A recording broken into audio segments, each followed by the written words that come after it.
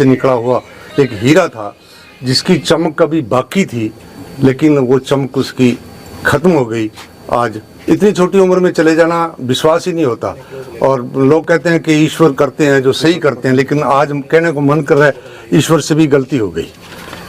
इतनी बड़ी सेलिब्रिटी इस प्रकार से छोटी सी बीमारी की वजह से चली जाए, आश्चर्य होता है। राजू मेरे पास, मैं यहाँ अध्यापक था और मेरे पास वो 10 साल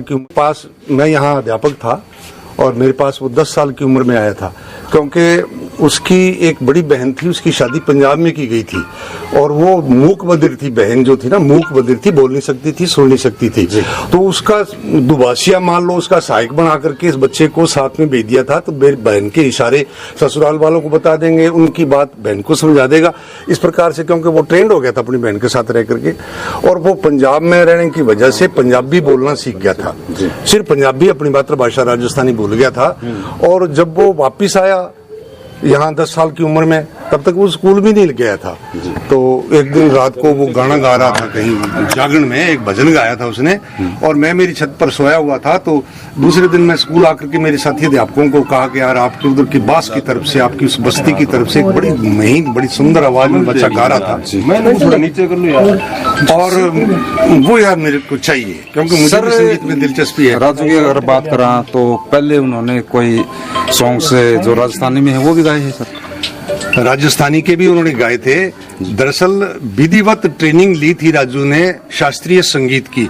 ये सामने वाले कमरे में उनके गुरुजी, यहाँ दनिया सर नाम से गांव है, बिल्कुल पल्लू के आसपास बरानी गांव है, वहाँ एक राजा राम जी नाम से बड़े छुपी हुई प्रतिभा है और उनके चेले बड़े आगे बढ़े हैं संगीत के क्षेत्र में। उनसे बाकायदा ट्रेनिंग ली शास्त्रीय संगीत की।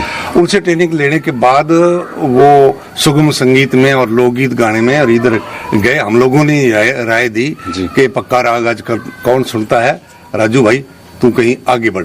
तो हम लोग उसको भजन और गीत लिख करके देते। मैं लिखता था, मैं लेखक हूँ, मेरी 20 किताबें छपी हैं और मेरे वीडियो वाडियो में एक्टिंग भी कर लेता हूँ।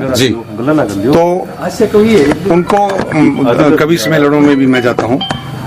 तो मैंने उनको राय दी थी कि भाई तो लोकगीत भी गाया कर। सर हरियाणवी इंडस्ट्री की अगर बात करा तो राजू पंजाबी ने कब कदम रखा?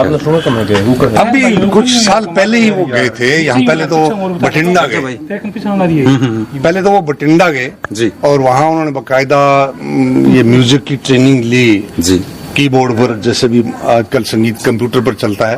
और उसके बाद उन्होंने स्टूडियो खोला एलनाबाद, ये हरियाणा में पड़ता है। एलनाबाद से वापिस फिर यहाँ रावत सर में आ गए और उसके बाद